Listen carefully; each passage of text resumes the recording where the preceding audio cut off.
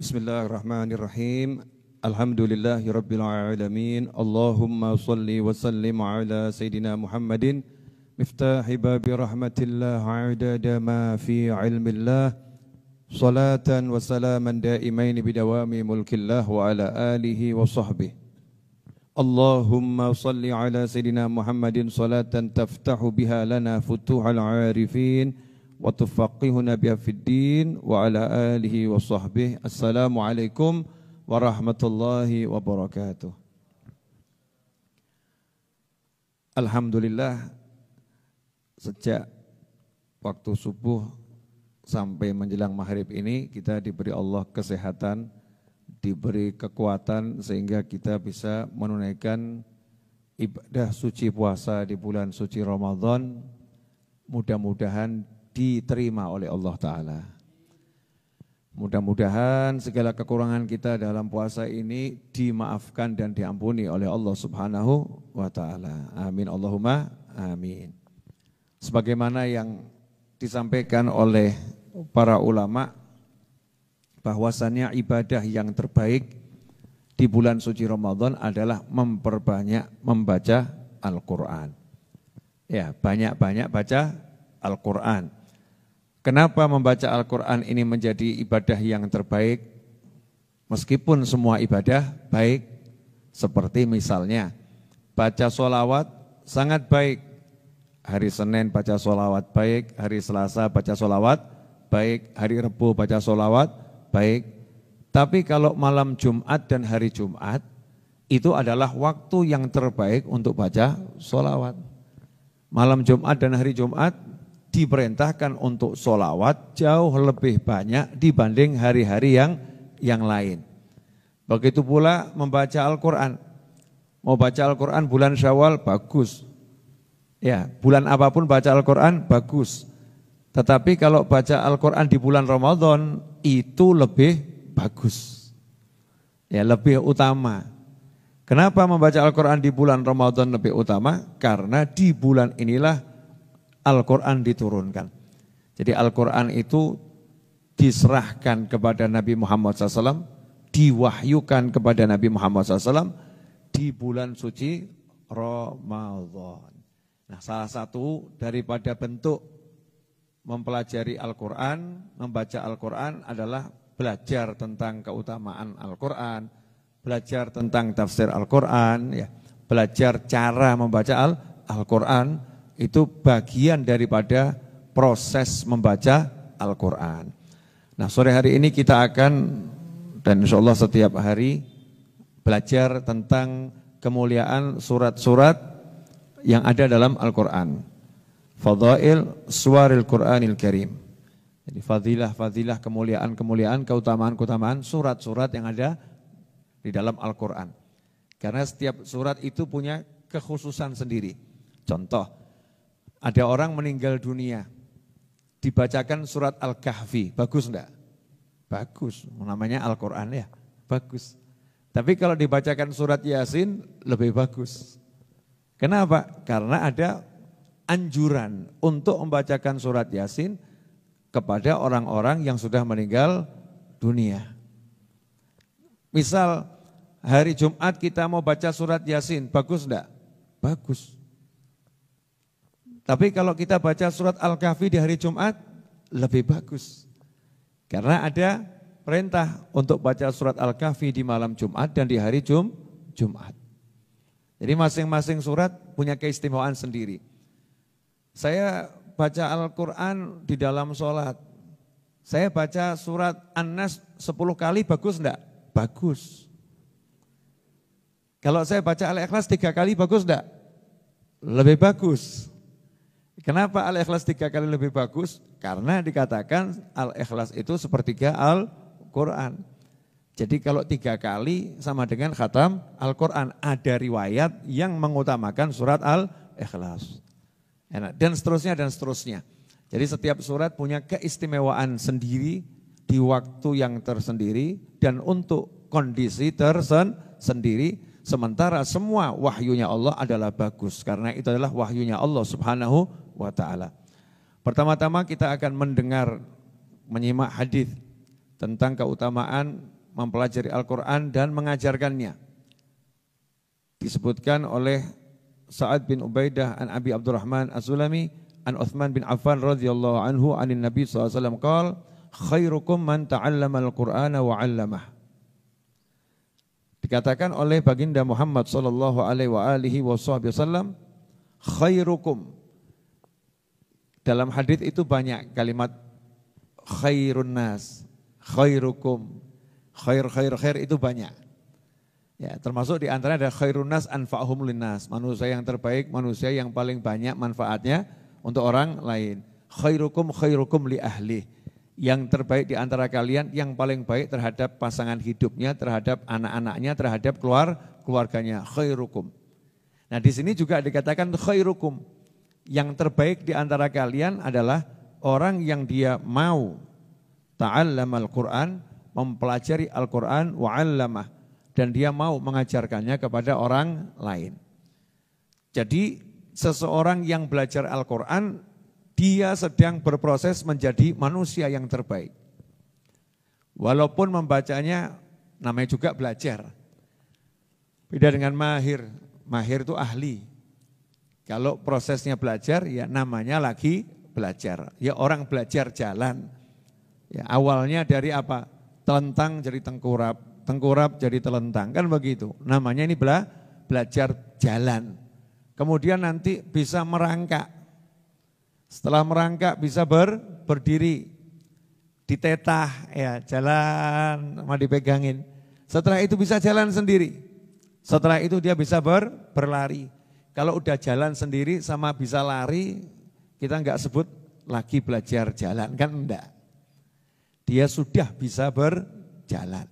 Nah ini yang disebut man ta'allamal Qur'an, siapa yang belajar Al-Qur'an. Tidak dikatakan belajar membaca Al-Qur'an. Ya, man ta'allamal Qur'ana wa 'allamah. Siapa yang belajar Al-Qur'an, bukan belajar man ta'allama qira'atal Qur'an. Siapa yang belajar membaca Al-Qur'an, enggak. Tapi siapa yang belajar Al-Qur'an, artinya semuanya.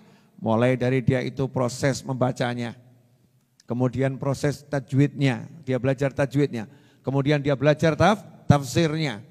Ya, kemudian dia belajar mengamalkannya dalam kehidupan sehari-hari. Tentang Al-Quran ini semua menyebabkan pelakunya yang mempelajari Al-Quran di segala bentuknya tadi, baik cara membacanya, kemudian mungkin ada yang lagunya, ya, kemudian ada yang mempelajari tajwidnya, kemudian tartil atau tilawahnya, kemudian tafsirnya, kemudian takwilnya, itu lagi berproses menjadi manusia yang terbaik.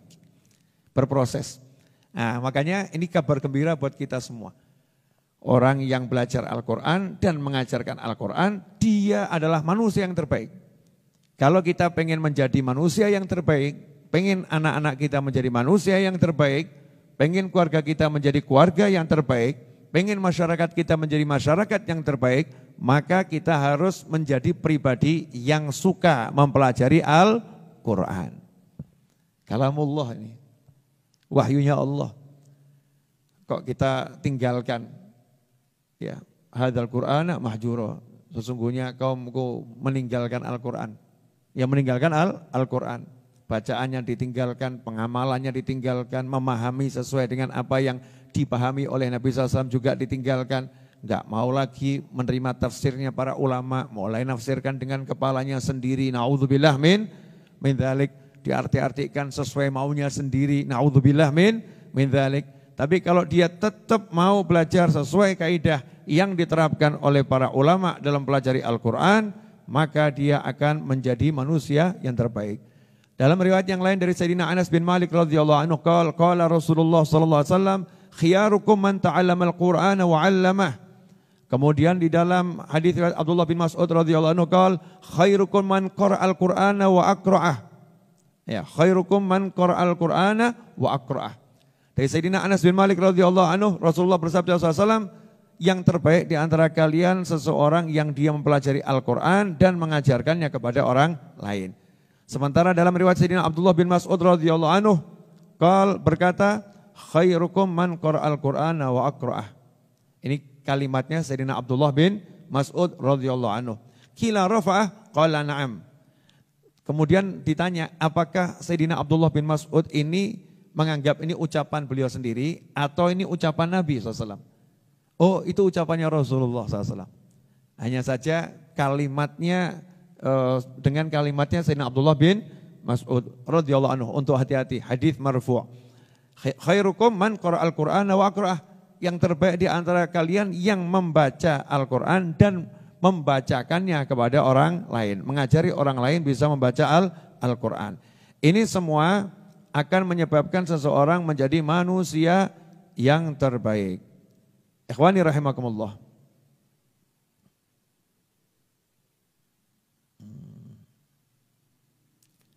Ya, saya pengen sedikit ngajak merenung semuanya. Jadi kalau dikatakan yang terbaik adalah yang belajar Al-Quran dan mengajarkan Al-Quran, berarti guru Quran itu nilainya tinggi atau rendah? Guru yang mengajarkan kita Al-Quran, guru yang mengajari kita baca alif, ba, ta, tha, jim, ha, kho, dan seterusnya. Ini nilainya mahal atau murah? Seharusnya mahal.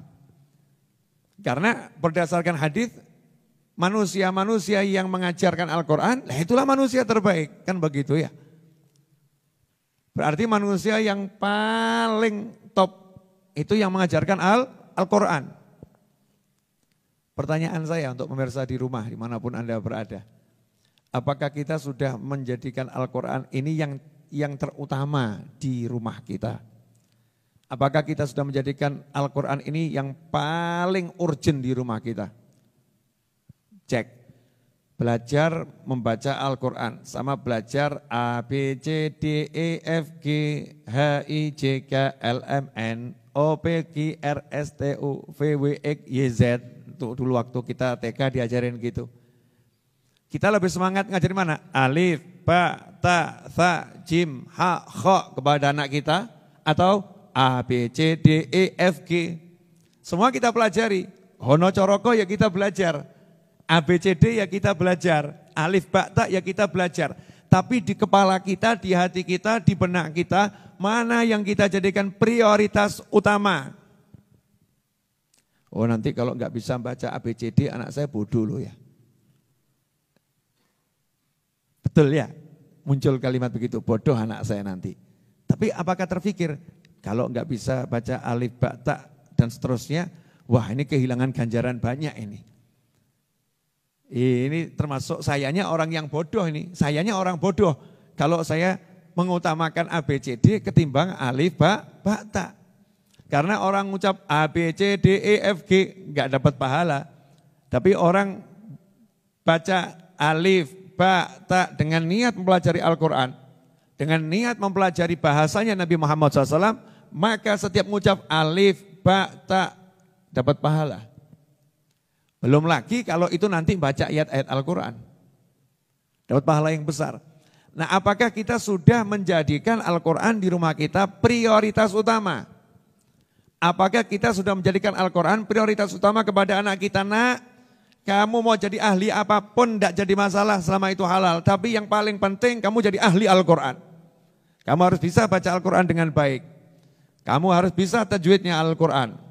Bapak enggak maksa kamu ngapalin Quran, tapi bisa baca, paham cara baca Al-Quran. Kalau kamu bisa hafal beberapa ayat dan surat, jauh lebih bagus. Kalau kamu hafal Al-Quran, bonus buat saya sebagai orang tua, bonus buat bapak, bonus buat ibu. Apakah sudah seperti itu? Kemudian kalau datang guru yang mengajarkan Al-Quran, sama guru mengajarkan matematika, sama-sama mulianya, guru ya. Sama guru satu lagi datang mengajarkan bahasa Inggris. Coba kita cek hati kita. Mana yang lebih kita utamakan untuk dimuliakan? Semuanya dimuliakan, tetapi mana yang lebih kita utamakan untuk dimuliakan? Kalau kita memandang sebelah mata, cuman baca Al-Quran. Yang ini penting ini.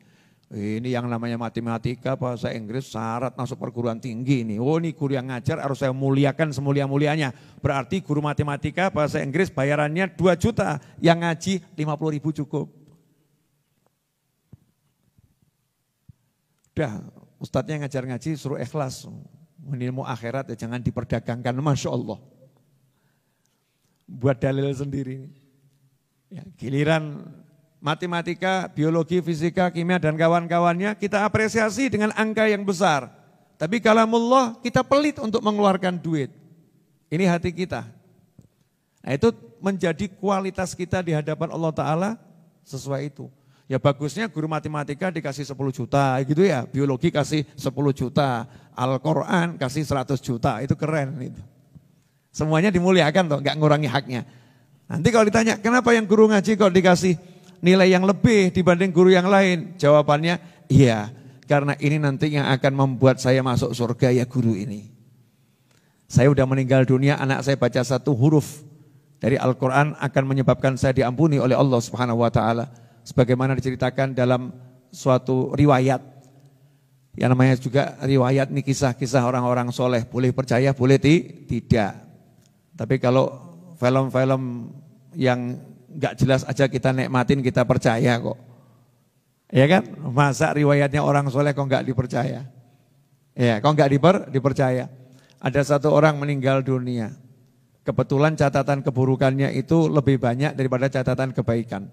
Hasilnya vonis siksa kubur. Siksa kubur. Tahun pertama siksa kubur, tahun kedua siksa kubur, tahun ketiga siksa kubur. Ya. Tahun ketiga lewat dikit, siksa kubur dihentikan oleh malaikat atas perintah Allah Subhanahu Wa Taala. Maka saat itu yang disiksa nanya. Jadi orang tuh kalau di kuburan jujur semua. Malaikat, kok siksanya berhenti? Ada apa? Dijawab, mulai hari ini kami diperintahkan oleh Allah Ta'ala untuk memuliakanmu. Allah sudah mengampuni semua dosamu. Loh, kok bisa begitu? Wong saya nggak ngamal apa-apa. Dijawab oleh malaikat, waktu kamu meninggal dunia, istrimu waktu itu dalam keadaan barusan melahirkan bayi. Nah ini bayinya sekarang umurnya 3 tahun. Dan hari ini bayimu itu mulai, yang sudah 3 tahun tadi ya, udah nggak bayi lagi berarti ya. Balita ini sudah mulai belajar membaca Al-Quran. Maka setiap huruf yang anakmu belajar, kamu dapat pahalanya. Terus nanya lagi, loh kan saya nggak ngajarin anak saya ngaji. Saya kan nggak suruh anak saya ngaji. Jawabannya adalah anakmu kan amalmu, produkmu, produksimu kan, bukan produksi orang lain, bukan toh ini.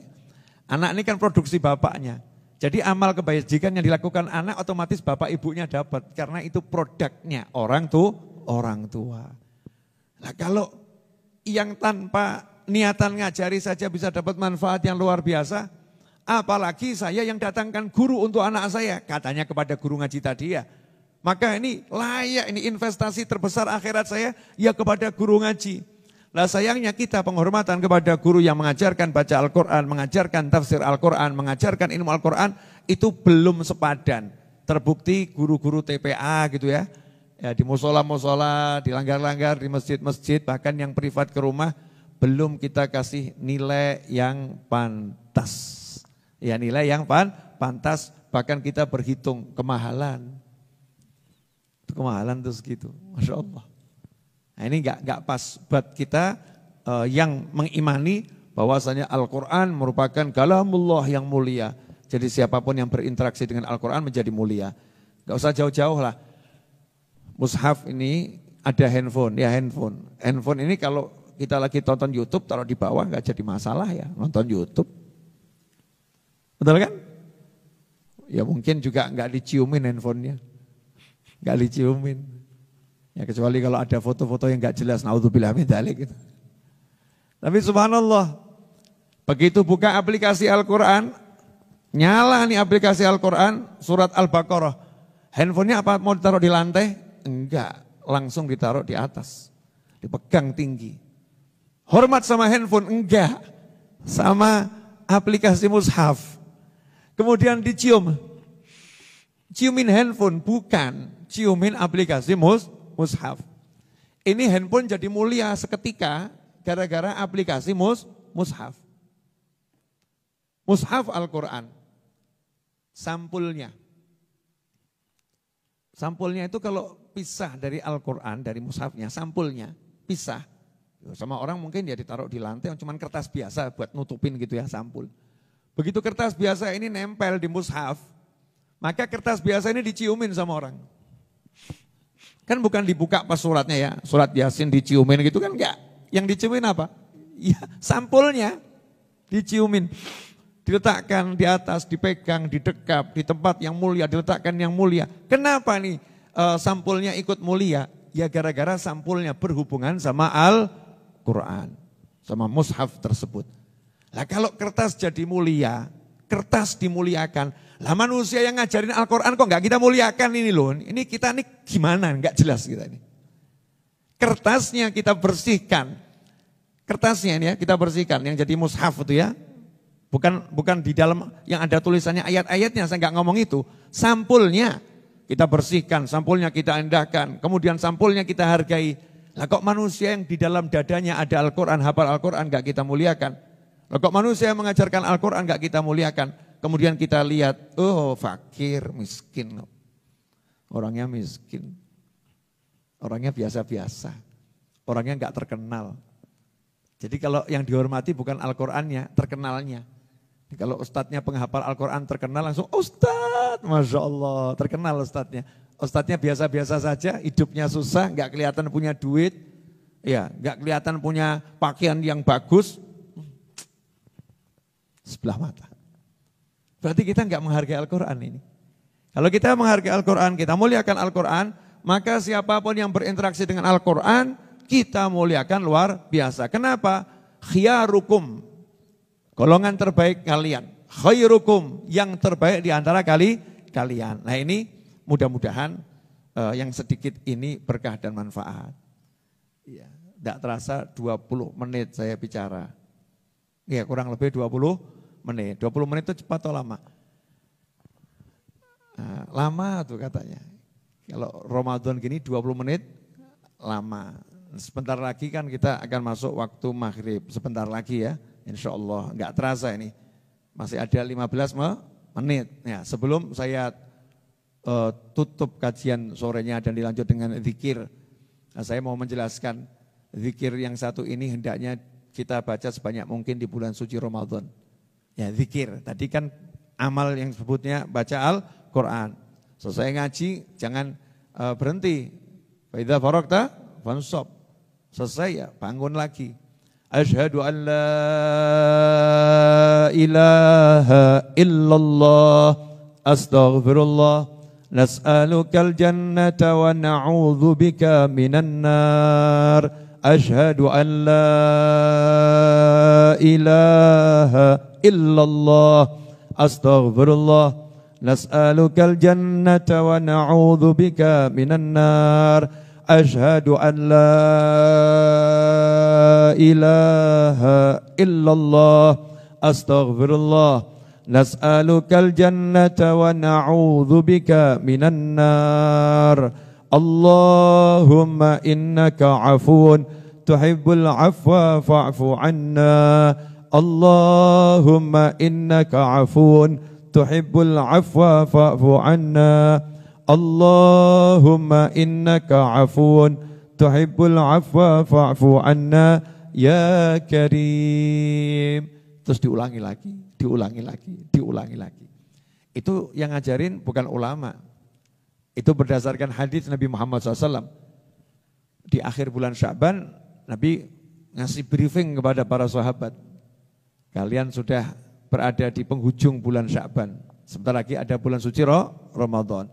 Di antaranya ada nasihat Nabi, perbanyaklah untuk mengucapkan 2 kalimat. Yang 2 kalimat tersebut akan membuat Allah Tuhan kalian senang sama kalian. Dan 2 kalimat lagi, mintalah 2 kalimat lagi. Yang mana 2 hal ini kalian pasti butuh. 2 hal yang buat Allah senang adalah mengucapkan syahadat dan istighfar. 2 hal yang kita pasti butuh adalah minta surga, berlindung dari siksa api neraka. Makanya kita mengucapkan tadi, Asyhadu anna Allah, astaghfirullah, nas'alukal jannah wa na'udzubika minan nar. Nah, kemudian dilanjutkan dengan Allahumma innaka afun tuhibbul afwa fa'fu anna atau fa'fu anni, ditutup dengan ya karim. Itu berdasarkan hadis ketika Sayyidatuna Aisyah radhiyallahu anha bertanya pada Nabi Muhammad SAW, ya Rasulullah, sebagai seorang istri ini nanya sama suaminya, nanti kalau saya ketemu Lailatul Qadar enaknya minta apa? Aku ngucap apa, minta apa? Lailatul Qadar, minta apapun dikasih. Minta apa? Ini kalau ateis ditanya, minta nikah, minta istri. Mungkin ada mbak-mbak, minta suami. Mungkin ada orang tua, minta mantu. Tapi yang ditanya ini Nabi Muhammad SAW. Yang nanya istri beliau. Karena cerdas. Ya, karena cerdas yang gak sembarangan. Oh ini tawarannya minta apapun dikasih ya. Milihnya harus pas, minta apa itu. Maka Nabi SAW mengajarin, ucapkanlah Allahumma innaka afun, muji Allah dulu. Ya Allah, engkau ini suka memberi maaf dan menganjurkan manusia untuk meminta dan memberi maaf. Allahumma innaka afun tuhibbul afwa. Suka dengan memberikan maaf dan suka sama orang-orang yang memberi maaf. Fa'fu anni, tolong maafkan aku. Ya Karim, dua yang maha mulia. Kita disuruh minta ampun. Jadi minta maaf sama Allah Ta'ala ini permintaan terbaik di malam Lailatul Qadar. Sehingga kalau tiap hari kita baca ini, Lailatul Qadarnya kapanpun kita udah minta yang terbaik. Paham ya? Lailatul Qadarnya kapanpun kita sudah minta yang terbaik seperti yang Rasul ajarkan pada istrinya. Gak mungkin Rasulullah SAW ngajarin buat istrinya yang kelas menengah ke bawah. Buat istrinya pasti Rasulullah SAW mengajarkan yang terbaik. Yang terbaik di antara kalian yang paling baik pada keluarganya. Ya Rasul yang nomor satu menjadi manusia yang terbaik sama keluarganya. Maka Rasul memberikan yang terbaik untuk keluarganya. Termasuk doa, Rasul yang mengajarkan doa yang terbaik untuk keluarganya. Dan hebatnya keluarga Nabi yang merupakan istri tercinta Sayyidatuna Aisyah radhiyallahu anha tidak menjadikan ini milikku sendiri, di-share kepada kita semua. Aku diajari Nabi seperti ini loh, SAW. Kalian amalkan. Makanya ulama menyusun menjadi asyhadu an la ilaha illallah astaghfirullah nas'alukal jannata wa na'udzubika minan nar 3 kali. Allahumma innaka afun tuhibbul afwa fa'fu anni atau fa'fu anna 3 kali, ditutup ya karim. Mudah-mudahan bermanfaat. Kurang lebihnya mohon maaf. Jazakumullah khairan. Wassallallahu ala sayyidina Muhammadin wa alihi wasallam. Walhamdulillahi rabbil alamin.